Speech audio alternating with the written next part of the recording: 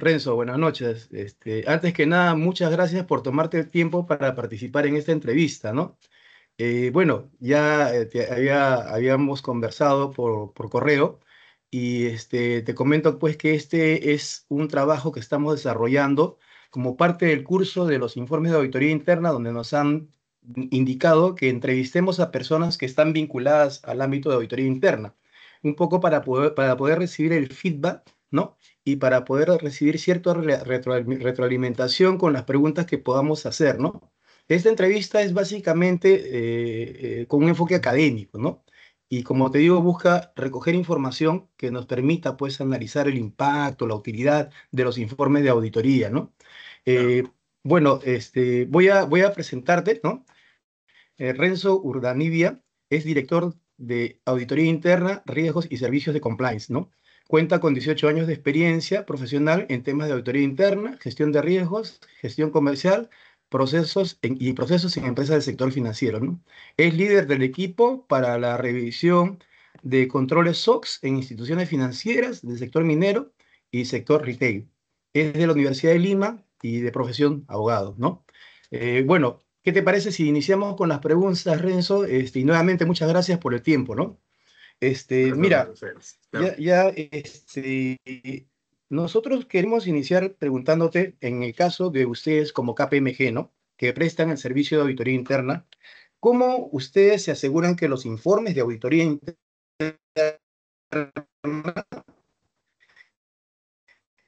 eh, están alineados, ustedes brindan el servicio? Discúlpame ahí, se te encontró un poco, José. ¿Podrías repetirme la pregunta? Ya. Mira, como parte del servicio que ustedes brindan de KPMG en el tema de auditoría interna, queríamos saber cómo los informes de auditoría interna que ustedes emiten en los servicios están alineados con los objetivos estratégicos y de riesgos del negocio al cual ustedes les están brindando el servicio. Ah, ok, de acuerdo.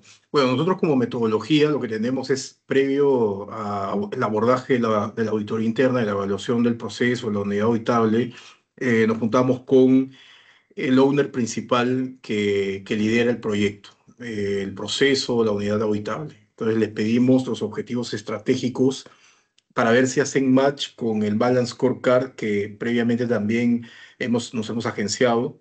Y si hace match, entonces cómo ese objetivo estratégico está cascadeando en la gestión y nos enfocamos en el alcance, en poder evaluar aquellos puntos importantes, porque la auditoría tiene un tiempo establecido y tenemos recursos acotados, cómo esos aspectos de la gestión abonan a ese objetivo estratégico que a su vez está dentro del Balance Scorecard. Entonces así nos aseguramos de que acompañemos un poco a la organización en el logro de sus objetivos y no ser solamente una auditoría de riesgo digamos, de cumplimiento o documental. Ok. Y desde tu experiencia, ¿no? Eh, ¿Cómo tú has percibido en los trabajos que han hecho que los directores o el comité de auditoría toman esos informes como parte de agregar valor a la organización? O sea, ¿desde qué punto de vista ustedes han percibido eso? Por mi experiencia, lo que valoran mucho ahorita los C-levels o los miembros del directorio es cómo pasamos en las recomendaciones a abordar la sinergia entre las unidades, la incorporación de ciertas recomendaciones que puedan automatizar procesos, que puedan disminuir manualidades. Ello es algo que están valorando mucho ahora mismo. Ujú. Y también valoran mucho el tema de que pasemos de observar solamente incumplimientos de firma de autonomías o firma del documento para pasar a ver el riesgo real detrás de la materialidad que hay detrás. Porque si, por ejemplo, soy una empresa y tengo 20 años trabajando con mi cliente y, y no renové el contrato, y si alguien me observa eso, yo con toda razón le voy a decir, oye, tengo 20 años de relación con ellos. Entonces, que le ponga una observación roja porque el marco contractual no está actualizado, no agrega ningún valor porque debo entender el contexto, ¿no? Entonces, valoran mucho que detrás de una observación exista el enfoque del riesgo y la materialidad. Si es documental o me faltó la firmita, eso es algo que ya no lo están aceptando en los informes. Y esos aspectos, de igual manera, si bien es cierto, no es muy relevante, pero se hacen mención en los informes como parte del contexto que se ha identificado, ¿no? Cuando hacen el trabajo, o realmente ya no lo ponen y solamente consideran lo más importante ustedes. ¿Te refieres a si hacemos una narrativa del contexto en los informes? Así es, así es. Eso lo consideramos nosotros, ese es otro aspecto que es importante. Antes, las evaluaciones de auditoría se traducían en informes que tenían mucha contextualización y eran muy densos en cuanto a, incluso, muchas veces una mala práctica que yo he visto en algunos equipos hace muchos años era copiar y pegar lo que está en el procedimiento, y eso no agrega ningún tipo de valor y Así es. solamente hace más denso un entregable. Entonces, eso puede estar en los papeles de trabajo que nos aseguramos que cumplan con los estándares de la normativa del Instituto de Auditores Global, y eso lo tenemos por un lado y camina y hay mucha diligencia, pero los informes son, ya no es que pensamos en una versión ejecutiva y a la vez en una versión detallada. Nuestros informes tienden a ser ejecutivos en el sentido de que introducimos el riesgo, porque es una auditoría basada en riesgos. Lo primero es el riesgo que estoy probando. Ujú, Lo ujú. segundo es la observación, que debe ser lo más particular posible, nada de ineficiencias, debilidades, no, esas cosas, no, digamos, de frente el impacto que hemos visto, si es que ha habido un impacto, la pérdida material, el conflicto de interés, el fraude, cualquier vulnerabilidad del sistema de control, y después ser muy particulares en si ha sido una muestra, solo la muestra, porque a veces la observación se tipifica de una forma muy general y se cree que toda la gestión es así de deficiente, y no lo es, ¿no? Entonces, Ya, vamos, ponemos unos 3 o 4 bullets que explican el punto, ponemos la causa y la consecuencia. ok, Porque si no ponemos ello, tiende a ser una observación que el directorio, el C-Level no lo va a entender, más que el dueño del proceso que antes de ello peleó para que se le quite la observación, ¿no? claro. Y en el mismo slide tratamos de poner el criterio interno. Primero tu governance. Y si estás faltando tu governance, ya es una observación que habría que ver con estos aspectos que hablamos de materialidad, etcétera, ¿no? Pero si no Ujú, existe un ujú. criterio, porque puede ser que no exista, puede ser que aún esté en construcción, o sea, muy informal, siempre hay una mejor práctica, una ISO, una mejor, digamos, sí, una mejor práctica de la cual podamos tomarnos desde el punto de vista del riesgo para poder recomendar, ¿no? Entonces, tienden a tener 2 páginas cada observación, entre una y dos, básicamente teniendo en cuenta el criterio por el cual observamos, observación, riesgo, causa y consecuencia. Básicamente, Ujú. el resto está todo dentro de nuestros papeles de trabajo y si quieren lo podemos a disposición y si no, no, porque ellos ya conocen lo que están en su procedimiento, ¿no? Poner más contexto no agrega mucho Claro. valor. Ahora, es un tema también de estilos, ¿no? Porque yo creo que cada empresa tiene su estilo de cómo quieren que les comuniques sus resultados, sus hallazgos, ¿no? En el caso de las empresas, por ejemplo, creería yo que más ellos quieren un informe ejecutivo, pero hay otras empresas que sí conozco que les gustan los informes, pero de manera, pues, extensos, ¿no? Entonces, en tu caso, por ejemplo, ¿te has encontrado con esas empresas donde te piden un informe más extenso, más detallado, con muchas hojas? Mira, en la antigüedad, yo cuando pertenecía a un banco, no voy a decir el nombre, Ujú, sí pedían por metodología un informe muy extenso, y mientras más hojas tenía, mejor auditor eras. ujú, Ya no lo he visto hoy en día ni en bancos que pidan, que valoren hojas de hojas de literatura. No lo he visto. No lo ujú. prefieren. ¿Por qué? Porque los gerentes de auditoría, los auditores en jefe, ya no son necesariamente auditores de formación. Han puesto a CFOs, han puesto a personas de riesgo que entienden el negocio y en el camino han ido aprendiendo la robustez de los controles y la auditoría. Entonces, están más orientados al negocio y ahora en su rol de auditores a proteger al negocio en los riesgos. Entonces, más literatura no te hace mejor auditor, ¿no? Entonces, yo no Claro. lo he visto Ujú. y ni siquiera en los bancos que hace muchos años era así, ya no lo he visto en bancos ahora, incluso que antes eran muy, como te digo, muy tradicionalistas. Piden ahora informes de one page, digamos, de directo al grano, dame el foco con una metodología clara. Piden que se le explique la metodología antes para saber exactamente qué es un rojo, qué es un ámbar, qué es un verde, qué es una Claro. oportunidad de mejora, ¿no? Ajá. Entonces, yo creo que esta es una tendencia ahora a ser Mm, más directo al grano, ¿no? Sí. ya. Y, Lo cual no quita que uno sea debidamente diligente en poder documentar todo su entendimiento y su contexto y su walkthrough. O sea, eso de todas maneras. Pero claro, esos claro. papeles de trabajo, eso deberían ser anexo Exacto. del anexo, ¿no? Exacto. Eso ya Ujú. forma parte de los papeles de trabajo, ¿no? Claro. Ahora, este, el cliente interno dentro de las empresas es variado, ¿no? Y muchas veces los auditores pecamos en ser técnicos en el momento, muy técnicos en el momento de comunicar, ¿no? Entonces, en el caso de tu experiencia con las empresas que, bueno, como clientes que tienes, ¿cómo tú o cómo ustedes han podido hacer una evaluación previa para que esa comunicación, esa descripción de los hallazgos puedan ser muy entendibles, ¿no? Para los clientes, ¿no? Para los que van a recibir al último el producto final, que es el informe de auditoría. Ujú, ujú. Esa es una muy, muy buena pregunta porque, digamos, también tradicionalmente la persona que era más técnica y con las palabras más rebuscadas era probablemente la que se percibía como la más capa, ¿no? Exacto. Pero, digamos, ya es responsabilidad de todos los líderes, cae en nuestras manos el poder formar equipos que tengan ese balance que requiere ahora el negocio y estos tiempos, ¿no? Estos tiempos requieren simpleza al hablar, digamos, impacto y valor al negocio, ¿no?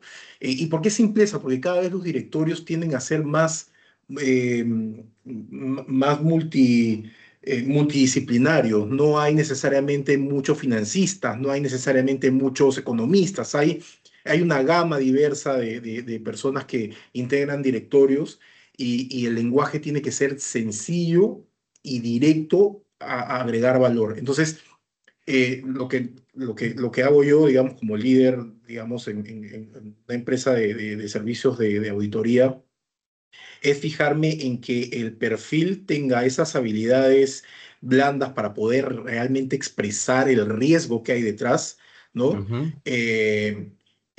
Sin dejar de ser técnico. O sea, para mí si viene una persona con 100 puntos de técnico, pero que no puede escribir de manera adecuada una idea, para mí hay filtros en la firma y por más que sea muy bueno técnicamente, no lo incorporo en un equipo. Yo siempre Claro. he dicho que, y es una filosofía personal, que el tecnicismo se aprende en el camino, pero la actitud y la forma de comunicar es importante. Por ahí escuchaba a un colega hace muchos años también diciendo, oye, pero el auditor tiene que ser muy serio y tiene que ser, digamos, como muy, ¿no? Almidonado, porque si no pierdes el respeto. O sea, yo creo que digamos, está bien, uno no puede irse riendo en las reuniones, uno tiene que crear Obvio. confianza y la confianza se puede crear de diversas formas sin tecnicismo. Uno va con tecnicismos a atarantar a las personas, probablemente ni nos van a creer, nos van a decir ya y ni entendieron, ¿no? Eh, yo lo que siento ahora es que mientras más llegada se pueda tener a las personas, más te van a comprar el trabajo. Y el auditor tiene que ser comercial. O sea, no hay forma de que el auditor sea solamente un staff, un back office y que pueda ser el primero en la lista para decir lo corto porque no me agrega valor. Ujú. El auditor tiene que ser el primer comercial porque tiene que vender su propio trabajo. Si tú no vendes su trabajo, tu trabajo está en el éxito que tengas de haber vendido tus observaciones porque eventualmente en el espectro, si compran tu observación y tus recomendaciones, ya estás preservando la pérdida de valor. Y esa preservación de la pérdida de valor es tu mejor venta. Entonces, la habilidad comunicativa, la habilidad de poder expresar las ideas, de poder redactar bien una observación desde el punto de vista de riesgo es tan clave como el gerente de ventas de una empresa de consumo masivo. Así lo veo yo, ¿no? O Así sea, es, tenemos que comunicar más que así ser es, jueces, ¿no? Ujú. claro. Sí, eso básicamente en algunos aspectos también lo vemos mucho con los auditores de sistemas. claro, entran a mucho tecnicismo y al claro, último no se les entiende. claro, Y claro. puede eso también percibir dentro del cliente que, oye, como que no confía, ¿no? Mucho tecnicismo, no entiendo nada y al último no entiendo, ¿no? Tal cual, Entonces, eso es tal un cual. camino muy importante que creo que todos los autores tenemos que tener en cuenta precisamente para poder saber comunicar adecuadamente lo que vamos observando, ¿no? Otro punto que Y gestionar, quería, porque digamos, a veces los auditores de TI son muy técnicos y pueden ser muy buenos, pero ya también está ese rol claro, fiduciario que tenemos los líderes, es decir, ok, si acá hay un talento y me va a servir en mi equipo porque es muy técnico, tengo que invertir en esa persona, entonces tengo que dedicarle más horas, tengo que de algún modo o pagarle un curso para poder que pueda, digamos, redactar de manera adecuada y con comas y con puntos para separar las ideas y que se entienda.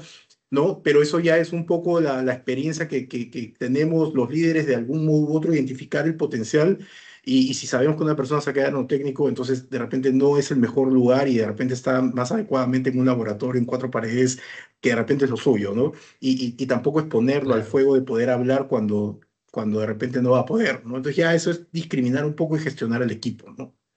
claro. Ahora, otro punto también muy importante es la comunicación tiene que ser de alguna forma un poco más específica, por ejemplo, ¿no? Existen los sistemas de calificación de los informes, ¿no? Claro. Que creo que es algo muy importante. Hay empresas que no la tienen, no la usan, pero hay otras que sí.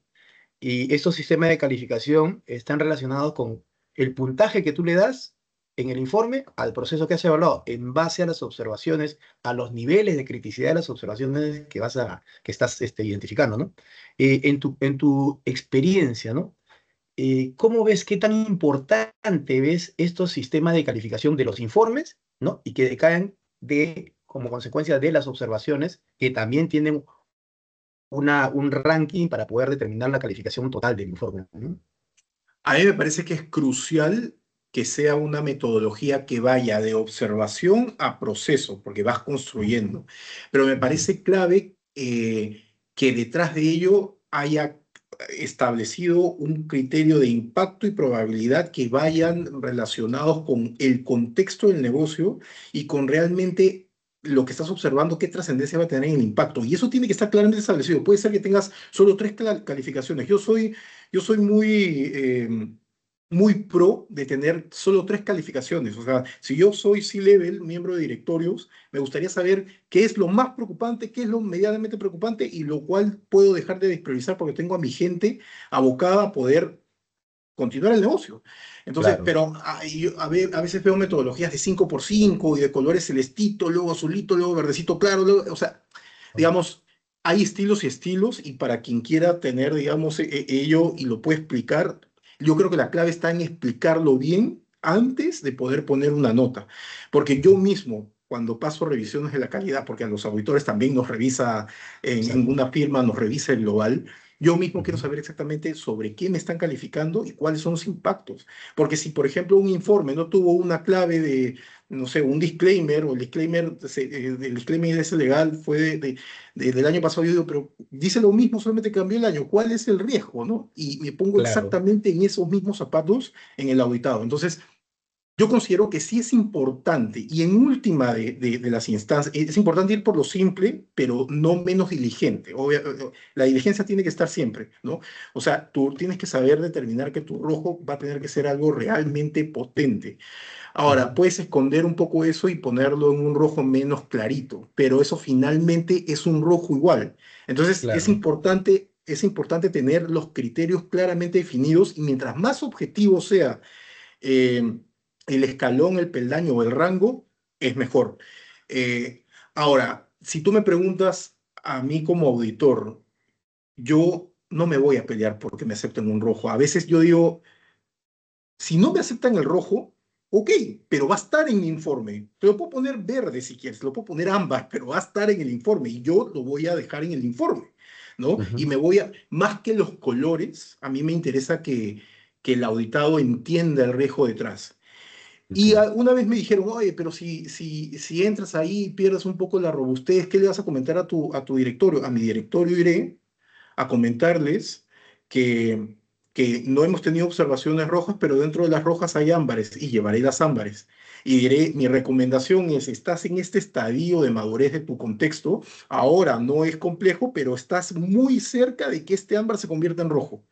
Ujú, Y lo que me importa más que poner, digamos, más que ganar por rojos y wow, cuántos rojos tiene mi informe, eso es lo máximo, lo que me importa a mí es poder concientizar a mis directorios, a los gerentes generales y al cliente que me contrata de los riesgos que hay detrás, ¿no? Y tiene que ser mi responsabilidad el poder llevar un ámbar, porque un ámbar también es importante y darle el contexto de que si no se robustece en ciertos aspectos, se puede convertir en un rojo. Y también será mi arte, será, digamos, caerá por su propio peso más que un arte y llevaré el rojo, ¿no?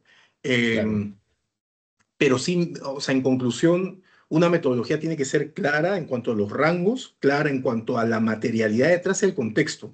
O sea, a veces hay observaciones que son rojas para un regulado como un banco, que pueden Ujú, no ser rojas para una empresa, digamos, de comunicaciones que se ujú, encarga de vender servicios, ¿no? ujú. Entonces hay ciertos benchmarks que se pueden quedar aquí, pero ese benchmark lo tengo que aterrizar.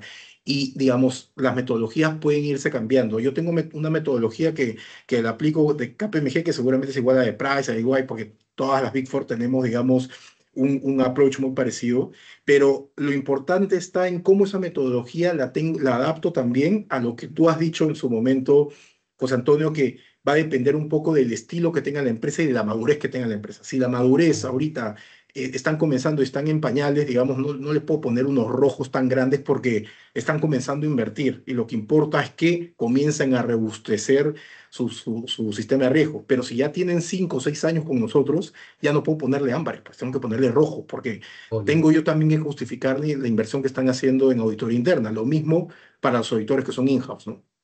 Por obvio. ahí va un poco Ajá.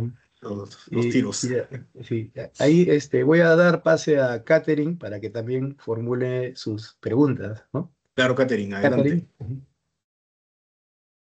Sí, gracias Renzo más bien por el tiempo. Respecto a lo que tú comentas del informe, si bien es cierto, vamos colocando como que la parte ejecutiva, el resumen ejecutivo en la parte inicial, luego vamos detallando las observaciones. ¿En qué parte del informe se plantean lo que serían los planes de acción, el seguimiento? ¿Cuál es el enfoque que le dan a esa parte una vez que cerramos la auditoría, ¿no? Ya. Importante lo que has mencionado, digamos. Nosotros tenemos que velar muy diligentemente por el riesgo, la observación, el contexto, la causa, la consecuencia, los criterios. Eso es básico, ¿no? Y nuestra recomendación, evidentemente. El plan de acción es algo que lo va a confeccionar el auditado. ¿Por qué? Porque nosotros podemos recomendar, es preciso elaborar un modelo actuarial para poder calcular, no sé, las brechas de los impagos en los seguros de vida, salud, por ejemplo, ¿no? Pero sobre esa recomendación es el auditado, el owner, el que tiene que tomarla y tiene que poner los uppers y los lowers, porque si no nosotros entraríamos como en un conflicto de creación del plan de acción que se va a después a traslucir en un control, en una medida que después el próximo año vamos a auditar. O sea, tenemos que cuidar que el plan de acción no sea de nuestra responsabilidad, pero sí tenemos que exigir que esa recomendación que estamos poniendo, que evidentemente, está de más decir, tiene que cubrir la brecha, sea tomada por el auditado casi en su totalidad para cubrir la brecha. A veces me ha pasado que yo pongo una recomendación que tiene esta parte de, ok, corrige, para empezar, las recomendaciones tienen que tener tres, ¿no? Correctiva, detectiva y preventiva. Corriges lo que te observé, pones controles muy parecidos a la prueba que hice para poder detectar y luego para poder prevenir, ¿no? Entonces, mis recomendaciones van en ese punto y a veces los auditados dicen, no, pero solamente voy a corregir y con eso ya me presentan la recomendación. Es mi obligación revisar el plan de acción y devolvérselo y decir, este plan no está cubriendo la brecha, ¿no? Y si no quieren poner, porque entonces, importante poner un disclaimer, decir, estás aceptando el riesgo porque con esto solo estás corrigiendo, pero la falencia va a seguir, ¿no? Entonces, lo que hacemos nosotros siempre es procurar, sin afectar nuestros tiempos, es ir a la reunión de cierre con los planes de acción ya recibidos por parte del owner. Es un gran esfuerzo porque a veces los owners dicen, no, pero no tengo tiempo, ya, después déjame verlo. A veces es un concurso de áreas, no solamente soy yo, tengo que llamar a recursos humanos para la capacitación, a TI para la automatización y administración y procesos para que me formalicen el procedimiento y cómo esas coordinaciones a veces toman más de una semana. Yo trato de ponerle por metodología un tiempo de 3 días. Si no llego con eso a la reunión de cierre, doy 5 días más, pero mi informe lo emito finalmente con los planes de acción, porque eso después va a entrar al sistema de seguimiento de observaciones. Si yo emito un informe solamente con recomendaciones, claro, yo también puedo decir ahí llegó mi trabajo, ya es cuestión del owner, pero ahí no estoy siendo diligente. O sea, si yo Ujú. quiero ser un auditor que agregue realmente valor, tengo que ir hasta revisar el plan de acción, hacer el challenge y luego ponerlo en el informe para que después quien se cargue de hacer el seguimiento de observaciones, que en general es la misma empresa, después pueda tomar el responsable y la fecha. Entonces, a tu pregunta es, sí, podría yo terminar solamente con la recomendación, pero digamos, para agregar valor yo dejo un apartado al lado de las recomendaciones de los planes de acción con responsable y fecha por cada plan de acción y cada plan de acción tiene que atender cada recomendación que puse, porque si no, ahí vamos con ese challenge, ¿no? Entonces, el plan de acción es realmente importante y es bueno dejarlo, digamos, formalizado en el informe final, ¿no? Claro, y ahora yéndonos a la parte del seguimiento como tal, o sea, lo que mencionabas, vamos a hacer una auditoría el siguiente año y toman parte de esa información previa para las nuevas pruebas que se van a realizar en este nuevo año de auditoría. Claro, claro. Una cosa es, por ejemplo, ya, ok, te mando el plan de acción de acá a 3 meses. No, y me mandan el plan de acción, me van a mandar algo de diseño. Yo no voy a poder todavía testear eso porque, salvo que sea, oye, haz un procedimiento formalizado. Ok, si me mandan el documento, ya está formalizado según los criterios de formalización de la empresa, ok, le puedo dar como que ya, ok, en la parte de diseño. Pero el test de uso va a requerir una maduración. Entonces, normalmente, para incluso elegir las unidades auditables, yo no puedo haber terminado una auditoría en diciembre y comenzar a volver a auditar el proceso en marzo del siguiente año, porque van a Mm. salir probablemente las mismas observaciones y hice un despliegue de recursos que no me va a brindar ninguna eficiencia, yo como gestor de recursos que también soy. Entonces, tengo que tener en cuenta la maduración del test de uso para yo regresar y poder hacer el testing. Pero el plan de acción debe tener dos niveles. Uno a nivel diseño, que está bien, y uno a nivel de efectividad, porque el diseño puede estar bueno, pero si la efectividad o el control solamente se presentó el plan de acción para salir del cuadrito de seguimiento de observaciones, no va a servir y yo lo voy a volver a observar. Y peor aún, si yo lo observo y observo algo nuevamente de diseño, o sea, yo mismo no hice bien el challenge. Entonces, hay ciertos criterios que uno tiene que tener en cuenta. El plan de acción tenemos que volver a auditarlo de todas maneras, ¿no? Para poder estar seguros que lo que observamos realmente se cubrió en la efectividad, ¿no? Y el diseño también, pero con un tiempo adecuado, ¿no? O sea, yo mismo no podría priorizar en mi plan de acción algo que no va a tener un test de uso y para dar las mismas observaciones, plata y tiempo tirada, ¿no? Ujú. Y ya como para terminar, ya que hemos Claro. visto como que toda la parte de la estructura como tal, y cuando entramos al relacionamiento con la auditoría interna y externa, o sea, desde el lado del auditor externo, ¿ustedes Ujú. de repente han empleado informes pasados de la auditoría interna o información que te pueda brindar este área de soporte, ¿no? dentro de la compañía para que tú puedas trabajar de repente en la planificación de algunas pruebas específicas? O de qué manera se aborda ese relacionamiento, ¿no? con este área? Ahí, Catherine, solamente para matizar, porque claro, cuando tú me hablas de auditoría externa e interna, solo por contexto, el auditor externo, yo lo conozco, lo conocemos en el mundo de las Big Four como el auditor de estados financieros, ¿no? No sé si te Ujú. referías al auditor de estados financieros, porque yo hago auditoría interna, pero al ser contratado también soy un auditor interno externo, entre comillas, porque estoy siendo contratado por la empresa para dar el rol de auditoría interna. Entonces, en ese contexto, ¿a quién te Mm. refieres? ¿Al auditor externo financiero, que ese toda la vida es externo porque tiene que ser externo, o al auditor interno como externo? Solo para darte la respuesta Al clara. interno que es contratado en realidad, Externo. ¿no? El Ah, ya, externo. por Ujú. supuesto. O sea, yo asumo el rol de auditor interno con muertos y heridos y con hueso y con carne. ¿Qué se refiere eso? tengo que tener la historia y tengo que tener los informes pasados también, ¿no? Porque eso es parte, primero, de mi contexto, segundo, de poder incluso poder matizar mi universo auditable, porque el universo auditable es todo lo que yo puedo auditar, pero por mis recursos y por mi tiempo tengo limitación de a veces 12, 13 o 15 evaluaciones al año.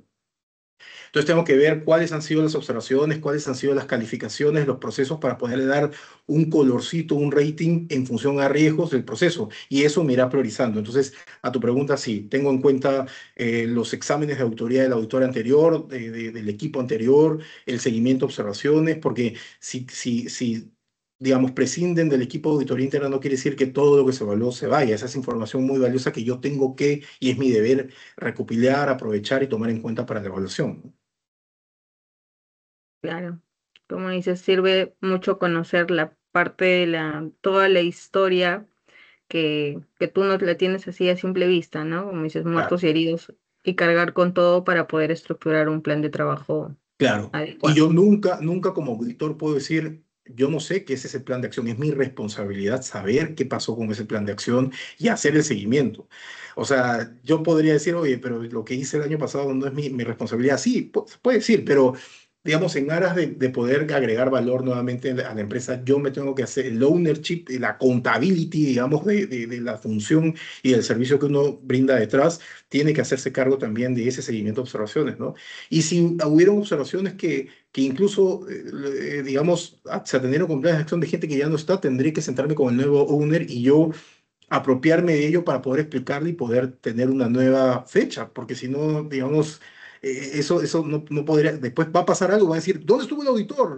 ¿Por qué no revisó eso si yo me acuerdo que salió alguna vez, ¿no? O sea, uno también tiene que gestionar sus riesgos como auditor interno, ¿no? Así que sí, claro, no se puede no considerar, ¿no? Sí, muchas gracias, Renzo.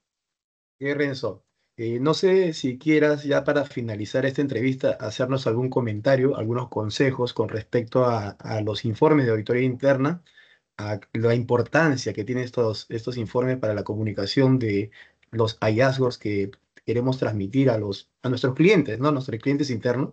No sé si Ujú. tienes algunos comentarios. Sí, sí, básico que siempre acompañen su informe, primero presenten el riesgo. ¿No? ¿De qué estamos hablando? ¿A qué nos exponemos? ¿No? Y dejar claramente establecido que ese es el riesgo que hemos probado. Y poner al costadito el riesgo si está materializado o no, porque el hecho que no se haya materializado el riesgo no quiere decir que no esté observando algo, porque puedo estar observando algo de manera preventiva, ¿no? Peor aún si ya se materializó. Porque a veces te dicen, oye, pero el riesgo dice algo y creen que lo que estoy observando, el riesgo es lo que estoy observando, no, es importante, pero es importante darle la relevancia. Luego, la observación. A veces tenemos 5 o 6 atributos y no sabemos cómo los 5 o 6 atributos ponerlos en el nombre de la observación y ponemos ineficiencias, debilidades, no sé, eso es pecado. O sea, no podemos poner una observación tan general jamás. Porque aparte, la nota que le vas a poner a esa observación y luego a tu proceso va a responder no a todo el proceso, porque a veces son macro procesos, van a responder al alcance que has evaluado. Y es importante verbalizar eso al principio. Y es importante empezar un informe con cuál fue tu alcance. Sobre ese alcance, que puede ser el 30 o el 40% del macroproceso, es que te estás pronunciando. Si no decimos eso, a veces los directores dicen, oye, no puede ser, pues mejor nos vamos todos a nuestras casas, mejor nos despiden, ¿cómo me pones esto? Mi proceso está rojo. No es que tu proceso está rojo, el alcance que yo te he evaluado, que es lo más relevante, está en rojo. Ujú. Entonces, importante también ser muy particulares en las observaciones y siempre poner un criterio de evaluación. No puedo observar sin un criterio. Y si no existe el criterio, con mayor razón ya estoy, porque no hay una brecha de control. Pero tengo que poner, si así no hay un criterio formalizado, tengo que poner un benchmark en la parte del criterio, de todas maneras. Y las recomendaciones tienen que tener estos 3 aspectos. Correctivas, porque tienes que corregir lo que encontré. Detectivas, porque tiene que haber un control que siempre esté detectando. Y preventivas, los 3 aspectos. No puede haber una recomendación si no tiene estos 3 aspectos. Si no, igual, digamos, no estamos cumpliendo bien el rol que tenemos de aseguramiento del sistema de control. Pero yo creo que con esos puntos vamos a tener, siempre ejecutivo, ¿no? Y menos es más, menos palabras, porque Y trabajamos menos también, ¿eh? Si vamos a trabajar en un informe súper largo, después tenemos que trabajar en un resumen ejecutivo, yo siempre digo, estoy trabajando como para presentárselo un solo esfuerzo para el owner, para gente general, luego para mi directorio. Entonces creo que es la mejor, y el mensaje es consistente para todos, ¿no? Eh, ya el que quiere detalle tiene el papel de trabajo. Entonces yo creo que en eso resumiría los tips que les puedo dar. Riesgos, basado en riesgos muy particulares, nada de generalidades, eh, siempre con un criterio, si no hay interno, benchmark, y las recomendaciones siempre preventivas, efectivas, correctivas, y siempre ejecutivo. Esos son los puntos de resumen, Ok, estimados. ok, Renzo. No vayas a cortar, voy a terminar la grabación. Más bien te agradecemos por el tiempo. Sabemos que tu tiempo es oro, ¿no? Entonces, de Como el todas de ustedes. maneras, no, de todas maneras, gracias por habernos apoyado y por habernos dado estos tips, ¿no? Que son muy importantes para nosotros, para el tema del curso que estamos viendo, ¿no? Entonces, gracias, Renzo. Voy a cortar la grabación, ¿ya? Unos minutos. Gracias a ustedes. Gracias a Ah, ustedes. muchas gracias, Renzo.